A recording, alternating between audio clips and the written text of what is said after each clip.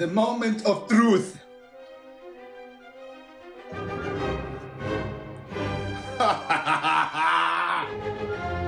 at that. Fuck yeah. Sexy breath. Look at this. Now, more minutes into the oven.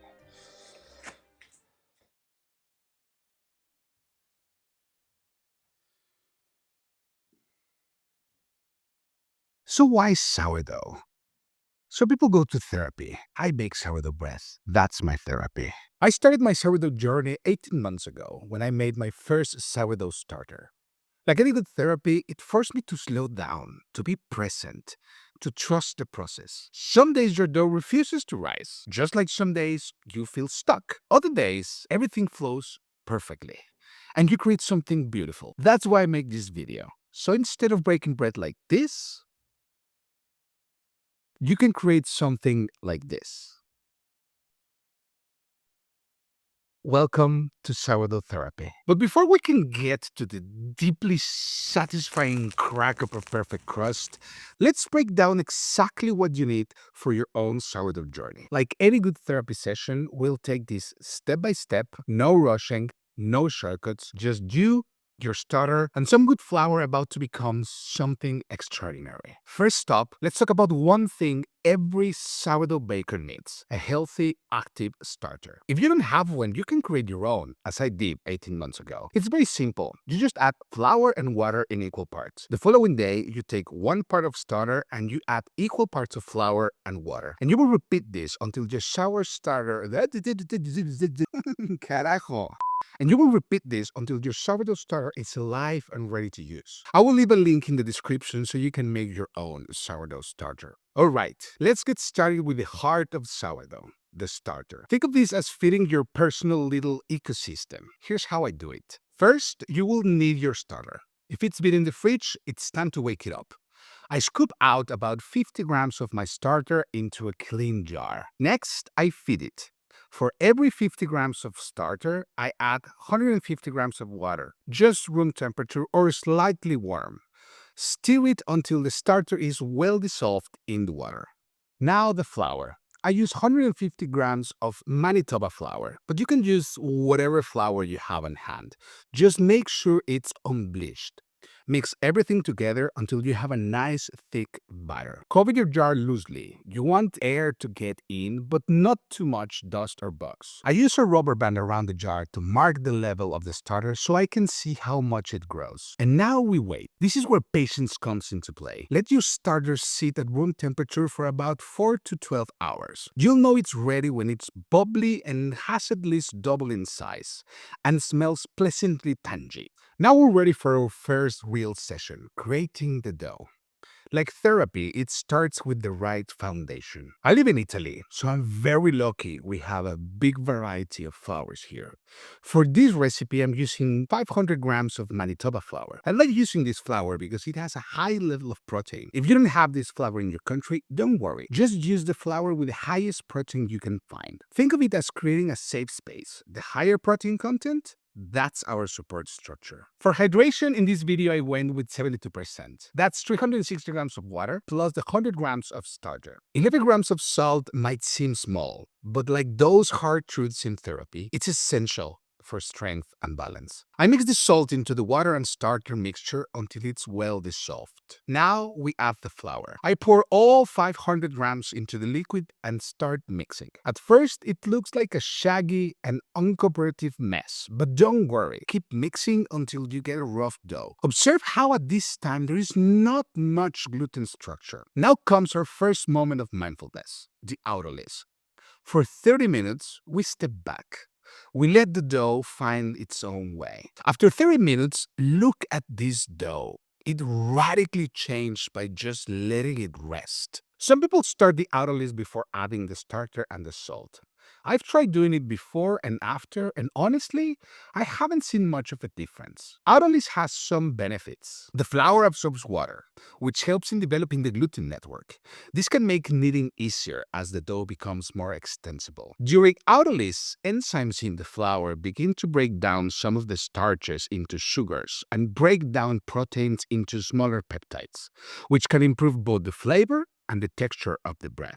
Once everything is combined, I use my hands to knead the dough for about 5 to 10 minutes. We're not looking for perfection here. We're just ensuring everything is well mixed. Nailing the first fermentation of the dough is crucial for having a decent sourdough bread. Understanding the increasing volume is key to not over-fermenting your dough. To achieve that, I will strongly suggest you to cut a little piece of your dough and put it in a small cylindrical glass container. Put a rubber band at the top of the dough.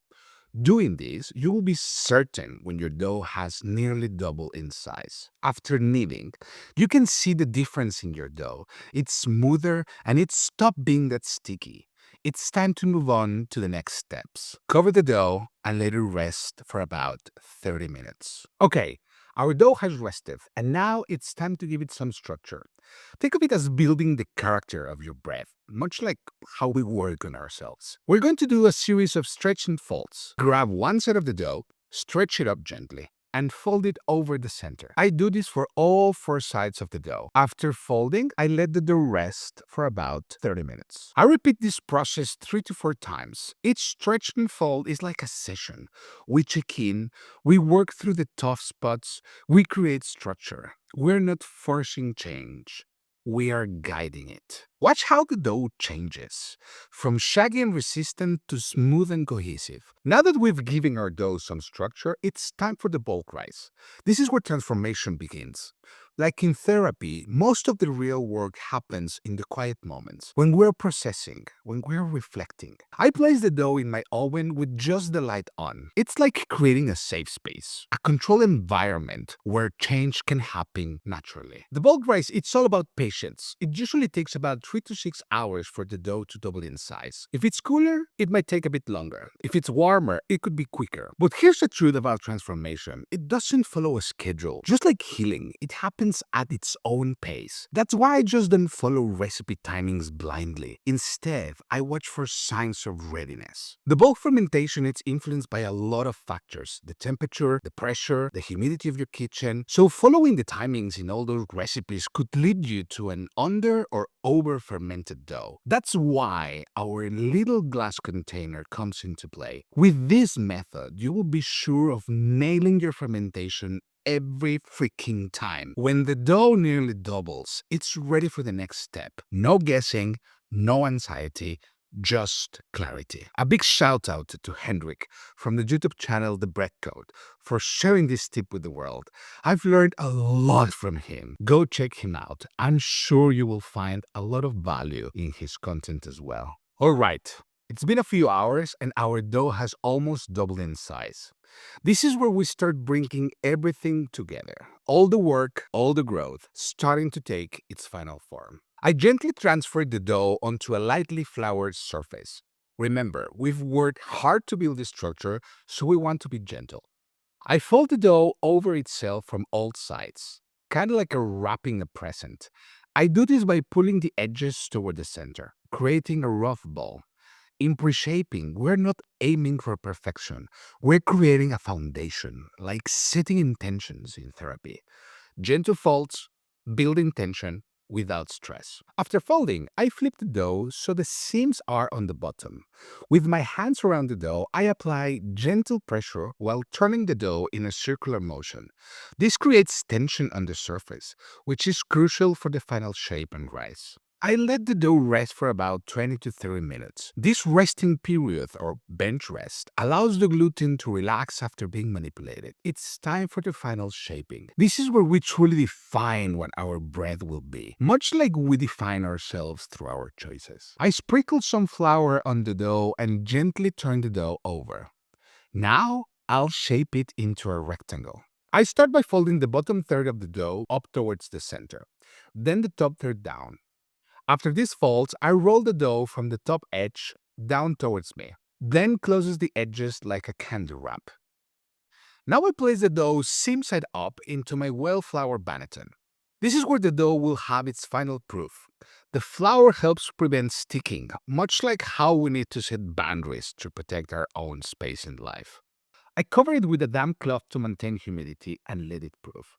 Here in Italy, this could take anywhere from 1 to 3 hours, depending on the ambient temperature. But we're going to take it one step further with cold proofing. This isn't just about convenience, it's about enhancing flavor and texture. Then I place it in the refrigerator. This step lets the dough proof slowly, developing those complex, tangy flavors we love in sourdough. Cold proofing can last from 12 to 36 hours. The wait is over. It's finally time to bake.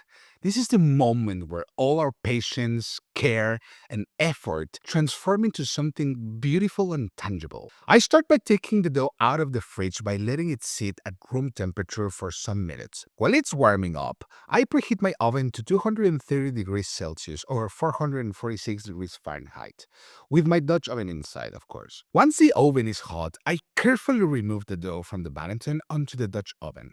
I use a bread lane to score the top of the dough.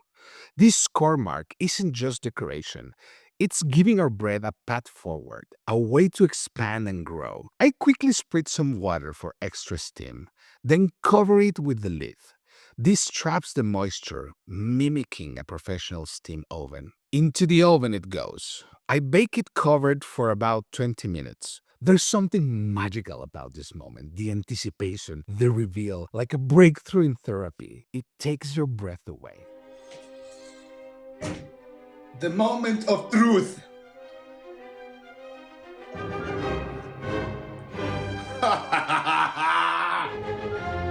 at that. Fuck yeah. Sexy breath. Look at this. Now, more minutes into the oven. So I remove the lid and bake for another 15 to 20 minutes uncovered. This is when the crust develops that deep golden brown color we'll dream of. Once it's ready, I carefully transfer the loaf to a cooling rack. This part is crucial. As tempting as it is to dive right in, let it cool for at least an hour. The bread is still cooking internally. This final step, the bake, is like the culmination of our own journeys. It's the result of trusting the process, and just like in life, the reward is worth the wait. This moment, this is like opening your results after a long journey. No matter how many loaves you've baked, this never gets old. Ah, look at this crumb structure. This is what perfect fermentation looks like. That's not luck. That's understanding your dough's journey. You feel that? The way it springs back? That's the difference between good breath and great breath, between following a recipe and understanding fermentation. Some bakers chase the perfect ear, the perfect score, but this interior landscape, this is where the real magic lives. Whether you're working through life's challenges or creating something beautiful in your kitchen, remember, trust the process, embrace the mess, and know that imperfection is part of the beauty. This isn't just about making bread, it's about making space for growth, for joy, for transformation. Welcome to Sourdough Therapy. See you in the next session. If this video helped you, don't forget to like and subscribe. Drop a comment below sharing your own sourdough journey. Remember, we're all in this together, one loaf at a time.